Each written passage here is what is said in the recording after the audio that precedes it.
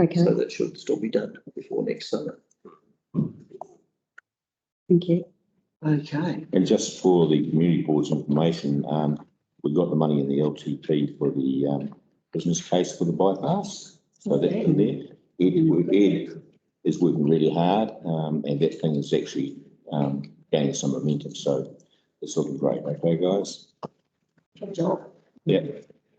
Fantastic, I saw that. Harrowkey House car park land purchase to be installed. Yeah, I don't think. So where that's at, According to this, it's with the You? property manager. John?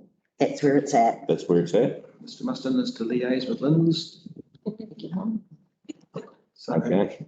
Can we go on? No, that's okay. It's just where it's at. It was so close, I thought, to being done, and it just seems to have stuck. But that's all right. That is definitely with Lynn's, so we're at their time frames.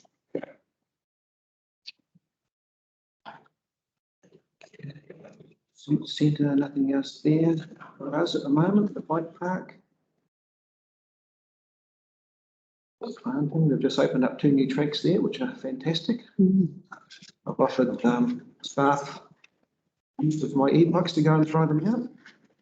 The only that I found favour in that email was the word young.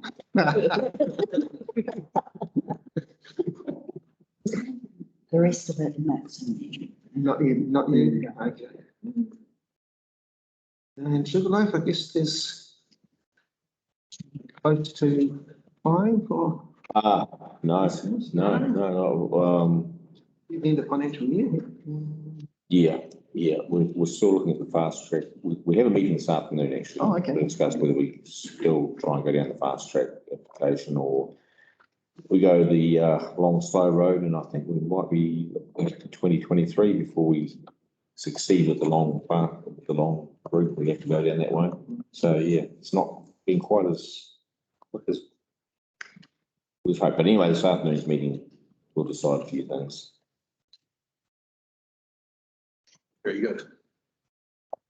Okay, so I guess we just need to move in second at the work and report. Yeah, I'll move that. I'll second it. Those in favour, please say aye.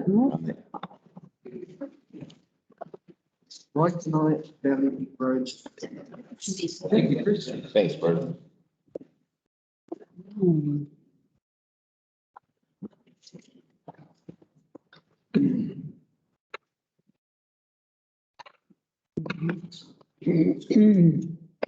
If you don't mind, Ed, maybe at the end of this, we might ask you some more roading questions while you're in the hot seat. Certainly.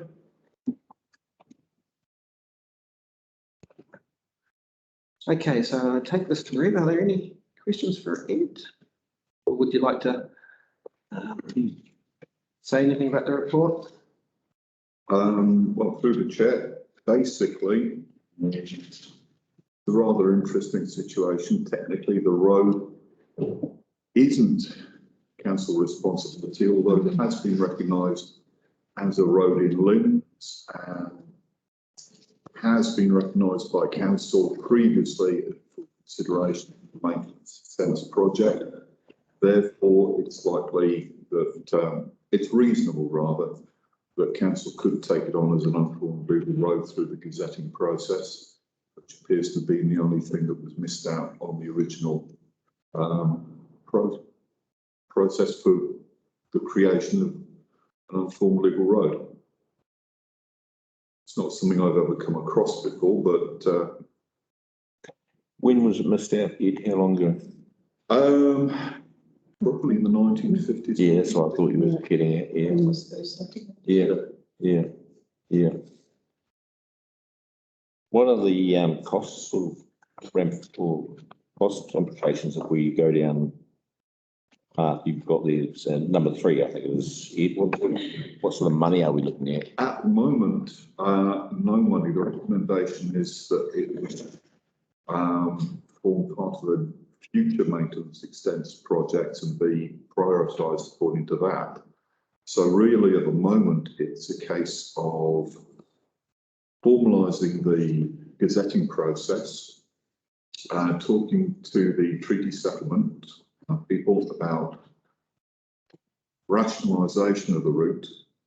The moment the actual Linz route does not match what's being built on site, but there is a process through the treaty settlement system where boundaries can be moved, so it can formalise the road along its current alignment, or what would be the best alignment for use.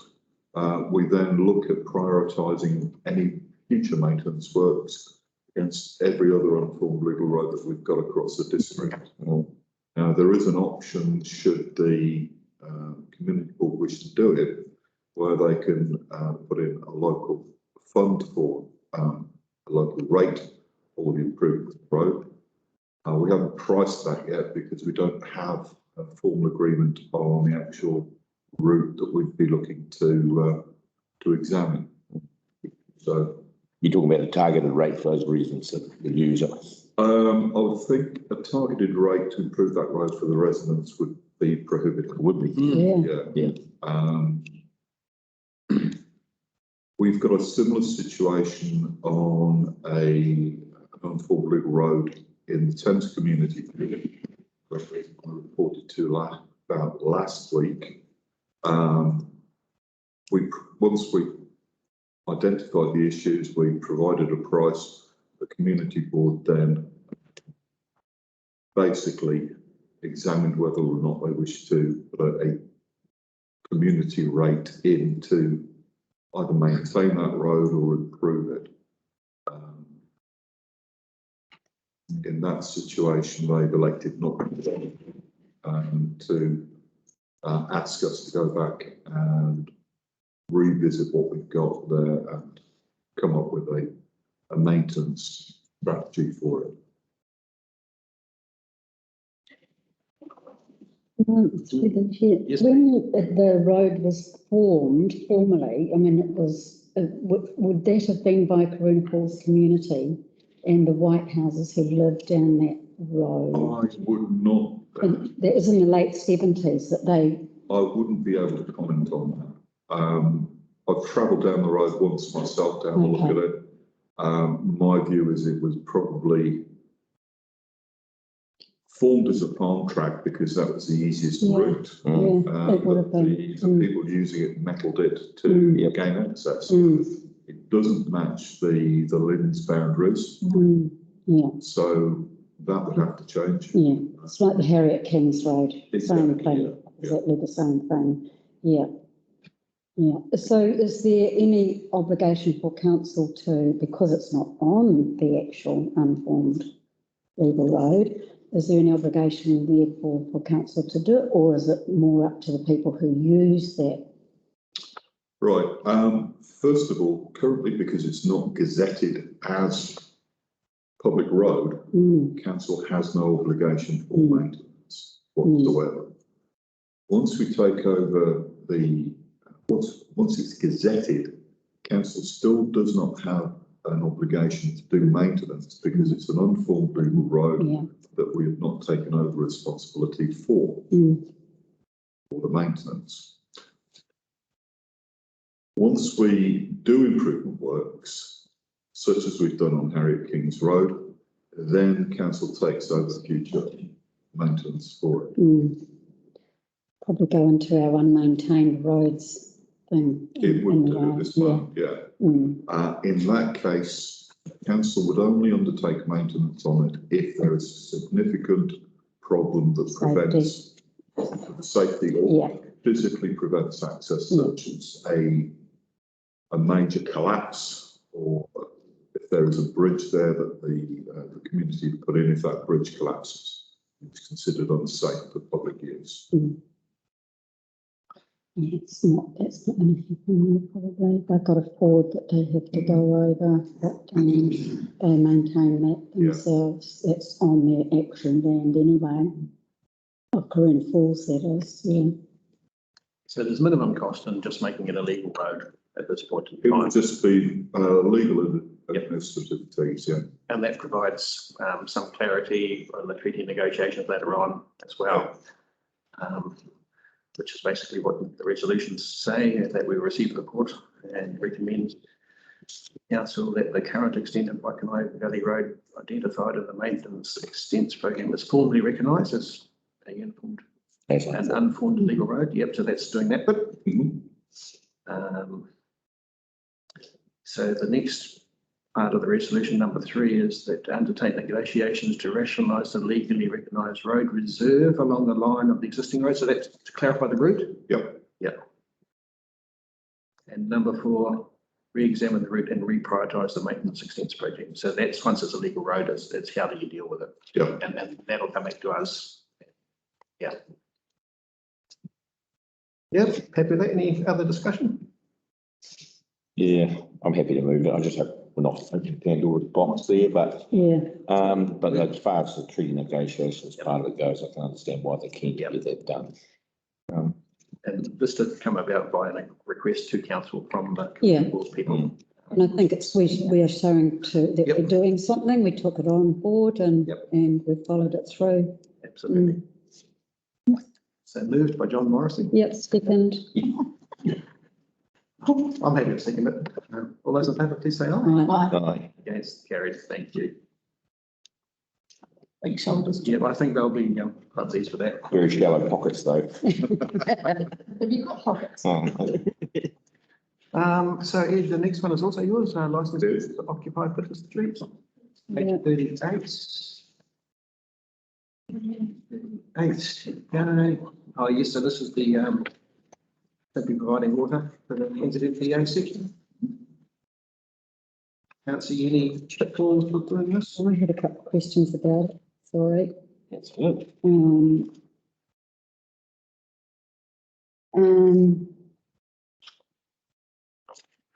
What LTO stands for, that I've written short term for myself.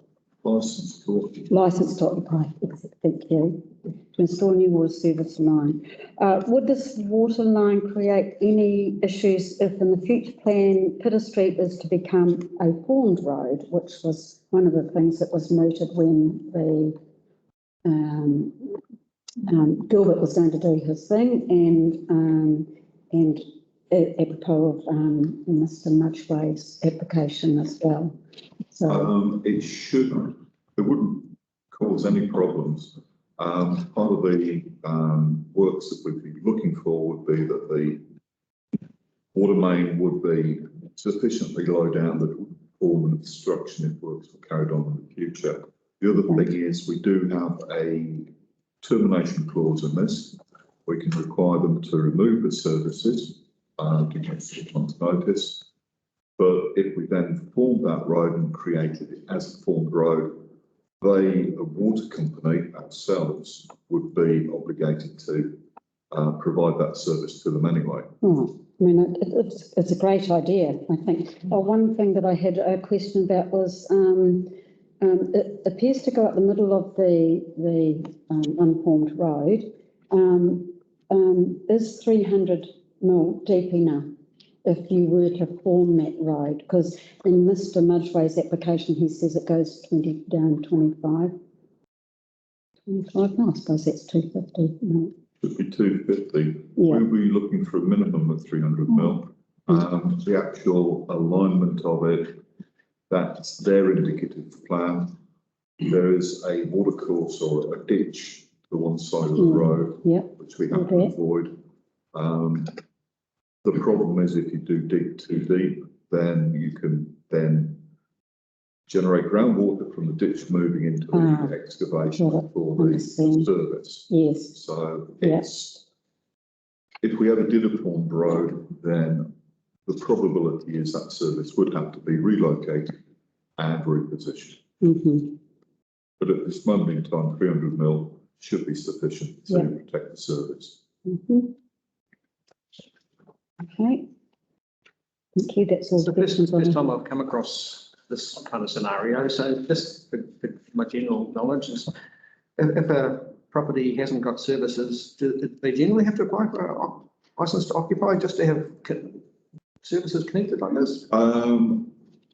It seems odd to me that there is a Noinson Road and they don't have to have a 99-year licence. The issue is most of the services provided in roads and unformed legal roads are provided by service providers such as the power, telecom, etc. This is a private connection, which is connecting into our services. They're doing that because they have no direct access to a formed legal road.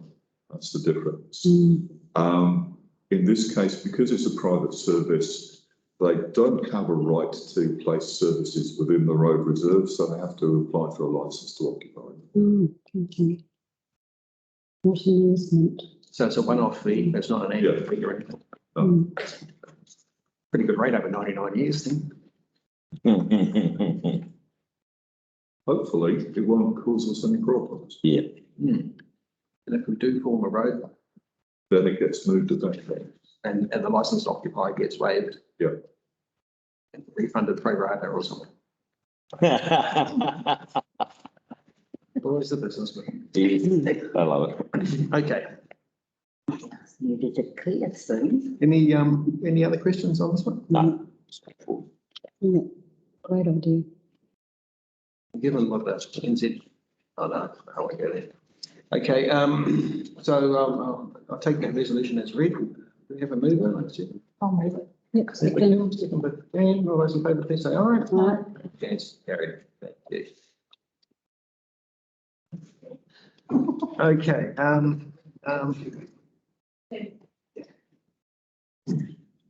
so just the general roading things, just in relation to what was brought up this morning in the public forum, I had two notes there. One was Colville Road and the request about possibly changing the closure time. Is that something that you can take on board? I can certainly discuss it, yeah. Yep. We've already got a lunchtime closure time there for half an hour. I wasn't particularly aware that there was a desire for like a mid-morning one. No, The problem we have is that every disruption to the work programme that we have then generates an additional cost and additional delays for the project. The lunchtime closure one is why it's moved on from 7 to 10 weeks. Oh, I see. so that's why I was saying that quarter of an hour. Mr. Chair, maybe at the- you can't talk. Sorry to be a pain. Sorry, You'd have to declare an interest, Jen, because you. okay, sorry, yep, good point. Thank you, Yep. Emma. fair enough. Very, very well done. So continuing on with that, yeah, so that would add an additional cost. That was actually what extended that work program 3 weeks, just Yeah. that half hour shutdown or whatever it is. Do they not normally stop for lunch, these guys? They normally lunch is sort of staggered. No, they do.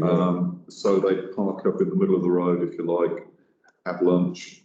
Someone else will still be working, moving materials around. The difference here is that they've got to physically open the road in a fit state for use by members of the public. So it's got to be safe with no obstructions, no material stack. So it normally takes probably about 10 minutes, quarter of an hour to actually clear the road, open it to let people through. As you're moving plant, moving materials that way, making sure that it's safe, which nowadays requires a health and safety check through site before they do it. Then you restart. So it's remobilisation every day. So although it's only open for half an hour, Yeah. it's probably 3/4 of an hour to actually. Gee, it seemed so simple before you started talking. It really did. That's substantial increase in time. That's 3 weeks. That's added to just having those lunchtimes ones. This probably be a similar thing and add another. Yeah, I wouldn't say it would be another 3 weeks. rescheduled the current closures around a new time. We Really, because tried those to, around the school. Yeah, Ah, yeah, there was a reason they were stuck there. because of the school bus route through there. Just comparing my friend here. What do you think? I mean, that's Well, substantial. So I think one of their concerns was the extra Costly. time. So if we add even further time by accommodating this, then that's probably not reasonable. It's going to put us outside the school holidays, I would have thought. What I would say is I can look at it. I can't guarantee that we'd be able to accommodate it. We can talk to the contractor that's been appointed to do the work and see what can be facilitated, but I can't guarantee that we can do it at the moment.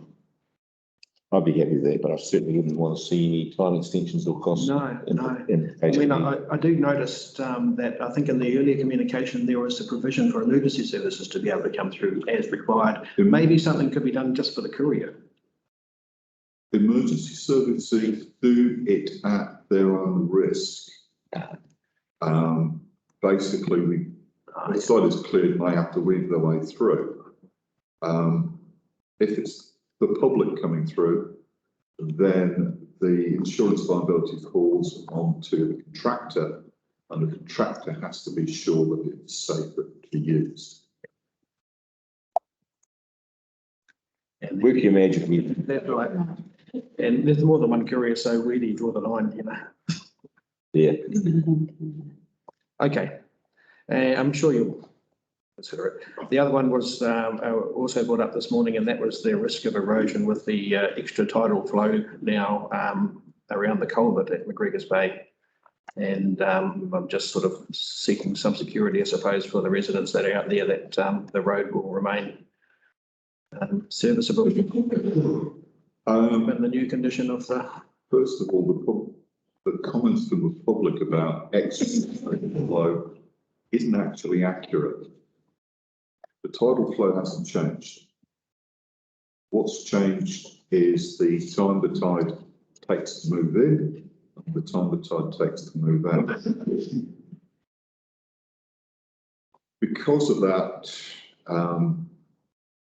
with the gate there, it would have limited the amount of water going in at any particular time, but the same amount of water would have still got in there over a longer duration. Similarly, the water would have exited at a slower rate. The erosion would be caused. So it's sorry, we need to be careful there, just because we're in a public recorded meeting. It's not accurate. The volume of water going into the wetland is substantially greater than it was before the flat gate was removed. E.g., as seen in the video that we saw there earlier on in the meeting. So the actual volume of water going into the wetland is significantly greater than was the case when the flat gate was in place with its restricted Right, volume. okay, I'll take back those So comments. we need to, Right. just because we're on the public record, we just need to be clear with that. Yeah. You're right. Okay. Yeah. I guess, you know, I don't want to put you on the spot. I mean, I just wanted to bring up concerns of the public and my concerns also that the security of that road is very, very important. It's a good connection to Waiana Bay, to Long Bay, to those subdivisions. So we do have to bear in mind, I'd just like you to bear in mind the increased erosion that might result from that, and just factor that into your forward thinking. Understood. Yeah, I think, I've made a note to talk to Ed afterwards in terms of continuing our monitoring of it. Cool. Nothing else, Red? No, we'll move on to the next item. Then thinking, yep. Page 45, proposed road name change. We have Jane on Teams. We have Jane on Teams. Good morning, everyone. Morning, Jane. Morning, Jane. I'm just joined by Tamil Dyer, Planning Manager, also who's here as well. Good morning. Morning. Morning. Okay, so yeah, we've seen the report and seen the resolution.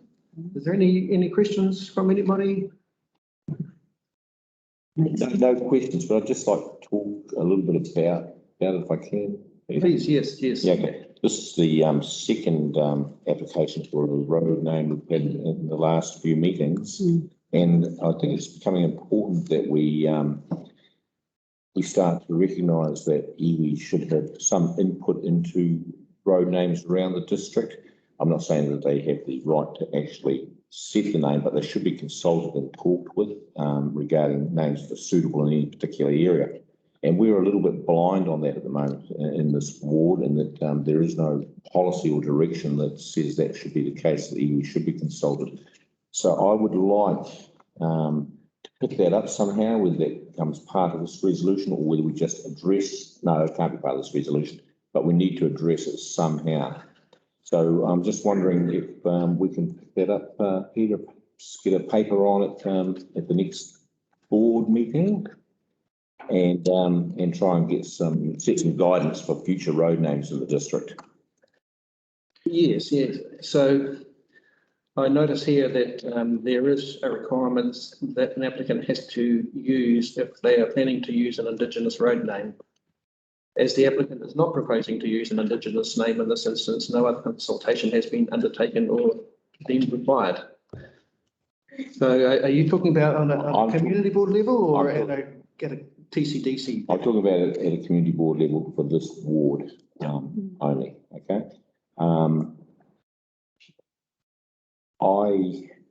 I remember it would have been 2007 or around about there that Betty Williams and Dave came to this community board and asked for consideration given to using iwi names, okay? And I have much respect for those two people, now passed on. And I'd like to see us formally recognise that request, giving that so that we actually at least consult with iwi as what's an appropriate name for that area. It doesn't need to be binding, but I think there needs to be some consultation. So you're suggesting, councillor, that we add a third point to the resolution? I'd like to see it go in there, but would it be is it appropriate to go in there? Perhaps ask Jane. Jane, how do we deal with this? Hi, John. Yes, I have done a bit of investigation into this because I am aware we don't have any policy or guidelines around our road naming procedure. A lot of other councils do. So I have spoken with our policy team. So if we were to go down a path around that, but I suppose what we could seek from the board is a directive to sort of start that process. I think we would need to talk further with our policy team about what the best mechanism would be, whether that would be developing a set of guidelines for the council or a policy. But it will require a bit of a process and some time. But I appreciate what you're saying, John, and yes, we don't have anything around consultation specifically set out in our procedure at this time. Yeah, well, that's actually fantastic. I wouldn't mind seeing that at a district, go to the whole district, actually, Jane. I was only thinking at this point in time about this community board and this ward. But if we haven't got any such policy, maybe it's time we actually looked at it and we started that process. Yes, no, and I have started that conversation with our policy team and also sort of done a bit of research around what other councils have. So yes, we don't have anything at our council level, and I think it would be better placed to sit at a wider council level rather than specific to community board, because it would be difficult for applicants across the district if they're doing development in different areas, dealing with different rules with different boards. Okay, so to progress it today, Jane, you've got the paper in front of you. Should we just leave the resolution as it is, or do you want me to tag something into this resolution so you pick it up? What's the best way for you to deal with it? I think it would be helpful if something was formalised as an additional point in the resolution, because that would then give a trigger for me to progress that. So we could recommend that council investigate setting policy around road naming. Yeah, even just probably just that we review and update our existing, because we do have a very basic process in place, but it's very limited in scope compared to say other local authorities in the Waikato. So it's probably just having a refresh and a review as well. So we have a current process.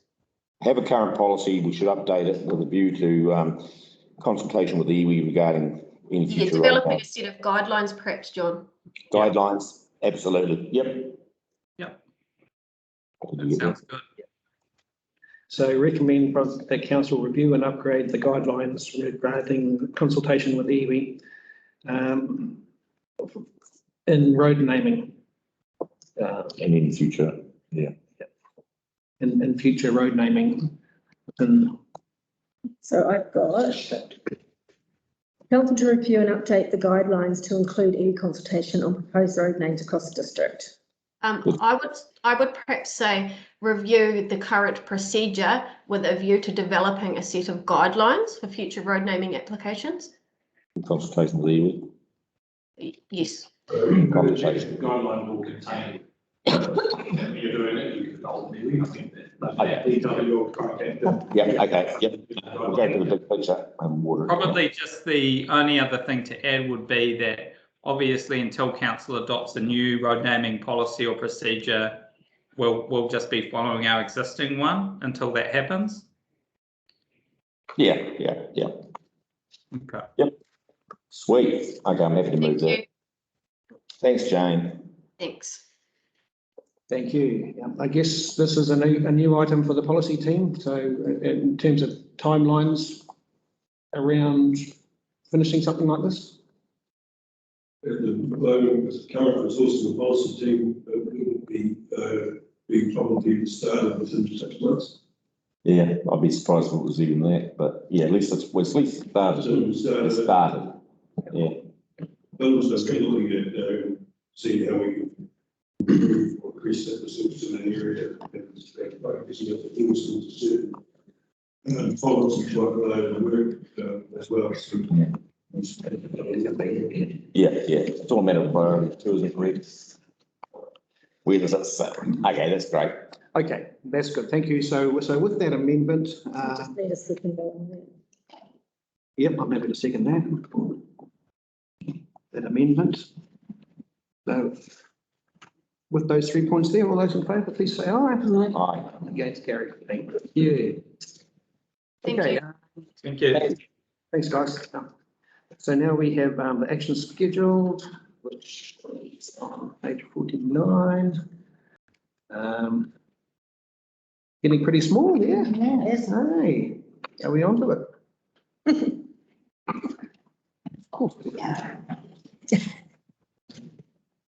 Nothing from Mr. Perry. Thanks. Okay, so the resolutions that we received, the action schedule, I'm happy to move that. Have a seconder? I'll second it. Second by Kim, thank you. No further updates, anything? All those in favour, please say aye. Aye. Gary, thank you. Members' reports. I've only got one thing actually, and we do I have to formally table the 9th Wendy News? Do I have to formally table Wendy Pond's submissions for the public? Oh, if you could just mention it, that would be good during the public. So I'll just be down in my members' report that Wendy Pond sent an email last night with 5 attachments on it. Which Douglas has noted. The other thing I just wanted to point out was, and it's good that we've got such a great entourage behind us here, because I was just recently down in Taranaki and they're one of many councils that use this app called Anteno. Have you heard of that? Lots of nods of heads. Yeah. For those that aren't aware, it's an app that Datacom have made, and correct me if I'm wrong at any time, but it uses the ratepayer database and it sends out alerts on any issue that council think that the ratepayers need to know about. And that could be road closures, it could be clean maintenance, it could be emergencies, it could be that such and such is performing at such and such a park on Saturday night. It could be used for anything, and you don't have to go in and look for what's new. It brings notifications to you. It works on Android and Apple from what I'm told. And it just seems like a really handy tool. And I don't know whether the PCDC have given any thought to using something like that, but I'll just put it into my members report. And that's all from me. I like it. So it just actually comes on your screen automatically. Yeah, This is the problem. People don't go and look at the websites and they don't go look at stuff. Yeah. It's actually dropped on the screen. And it's actually quite interesting. It's used by a number of councils, some big councils too. Really? Yeah, like I had a look last night and there was about 12 different councils that are already using this. I don't know what their cost is or anything like that, but it just seemed like a really good idea. It is. Yeah, so maybe staff can give some thought to that. Is anybody else got a members report? No, quiet month for me. Quiet month for them? Yeah, I haven't got much to say. I've said some that's already been said. I went to a Thrive Trust meeting on the Info Centre. They're progressing. They have been struggling, but they've put in some really good initiatives to overcome that and working in we're trying to work in with all the businesses in town, all the businesses like subcontractors, contractors and etc., to just generate income so that they can. And I just wanted to know about does anyone know the outcome of the bus service, when whether it was brought forward and accepted in the LTP? Because I couldn't find it online. I could see the bypass update. I mean, the bypass thing, but I couldn't find anything to do with the bus service. Yeah, there is an OPEX budget of just over $30,000. Yeah. That has been included in the annual plan for next year. Yep, for next year. Yeah, okay. Well, sorry, this year. Sorry, Right, 21, yeah, okay. Yeah, okay, that's which is what we asked for, to be, and so that's okay. Yeah. So we'll be working with Ed and his team just to progress that, because the other connection may or may not be with the Thames connector bus as well. Yeah. Plus, just so you know, I've asked another operator to come back to us with sort of suggestion of how it might be implemented. Okay, because Dennis Tegg has emailed me and wants to know what's happening. So, okay, thank you. That's it for me. Thank you, Jan. There are some big things happening in this town, and it's so like the water treatment plant. Peter and I went up there about you were there too, Jan. Got opened the other day. That's a massive thing for this town. It really is. You remember last year we had all those closures because of water, the turbidity in the water and what have you. That new treatment plant will really knock that on the head. It's going to be good, but we don't get out there. We don't push enough of this good stuff that's happening in this town. That's a real asset. I mean, economically, the shops should be able to stay open where they might have had to close before. And I just think we should push those positives a little harder than we do. I actually really enjoyed opening that plant. I was asked to stand for the mayor who was absent, and so they had this lovely little curtain over the plaque on the wall, So pulled the bloody curtain down, and it says opened by Her Worship the Mayor Sandra Gowdy. That's going to have to be replaced at some stage. But that's good. The other thing that happened up there, and this may be something else that we need to think about too, is we shouldn't need a policy or some guidelines on this. It should be just done. But there was a blessing beforehand which hadn't actually been factored in there. It was just a last minute thing. So we got Frank to say some words, and it's so appropriate in those sorts of functions that we should do that. So I would like to see more of that, and then we're actually opening something, or there's something significant happening where we actually have an appropriate beginning with some te reo said properly. Those things, just a thought I had. It was done up there. It was good. It worked well. So that's about my lot. Thank you, John. I just asked you about the water treatment plant, because the issues we had were with supply, and I don't know that there's been two issues. One is supply, obviously gets a little low with the amount we can draw off. Bruce was probably years like it was wrong during the summertime. It's just the amount we're allowed to draw. But the other issue that's shut it down has been probably too much water, which has got the water's got the tubidity's got up, so it just shuts the plant down because of the new standards. It would have been acceptable once, but because of the new standards, it's not acceptable anymore. So it's shut down. This one here, I mean, it's awesome. It's worth a walk around and listen to how it operates. It fascinates me. I love water and wastewater plants. They're just intriguing, eh? So yeah. This isn't your point. We'll probably have to be. I agree with you and about we need to say more good news. We probably do have to limit the expectation. If you say we're not going to have any turbidity problems anymore, that's not the case. There still might be, but we do. No, Bruce has assured me there won't be. I don't know. Okay, well, the last thing really, I think, is that we've still got a few more things, but we just while we're still in the members report area, we did have quite a good presentation today on 1080 and that's imminent. I'm just wondering if we can get an update from staff as to our communications with Doc on that matter. Yeah, I'll come down again.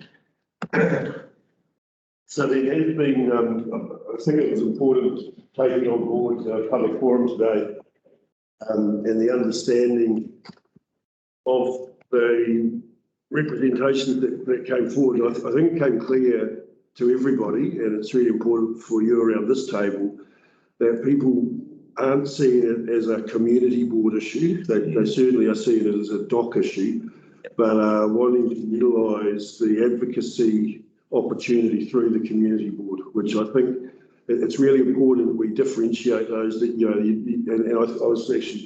I thought the public forum speakers were very fair and reasonable in conveying that and putting that across. So that's the first thing. I have a saying, don't make their issue your issue, or don't make their issue our issue. And the issue is with DOC, but also a couple of other agencies, obviously, that were discussed today. But a lot of what was being asked today has been dealt with through the council staff, at a council staff level over the last few months. In terms of, and this ended up coming over my desk, probably as a governance because of the resolutions that had previously been passed.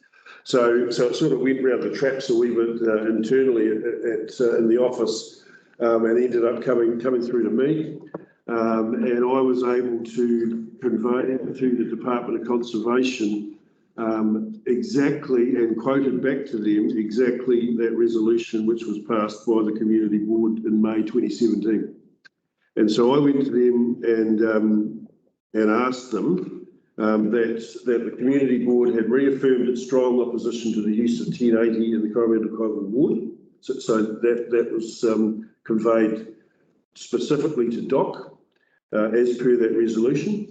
And that the Community Board also reaffirmed its support for alternative methods of pest eradication, which again was raised by a few of the speakers today. So again, that was conveyed directly to DOC.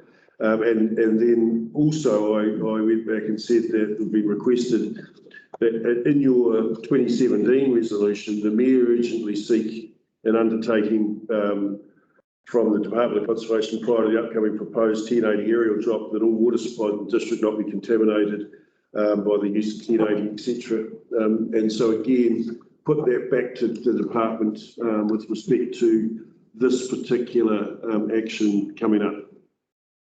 So what we did was I asked the department to cover off 4 specific points. And asked for a response formally from them. Those 4 points were basically based on that decision of the Community Board in 2017. Please confirm in writing that Department of Conservation proposed 1080 aerial drop in 2021 complies with the above for that particular request.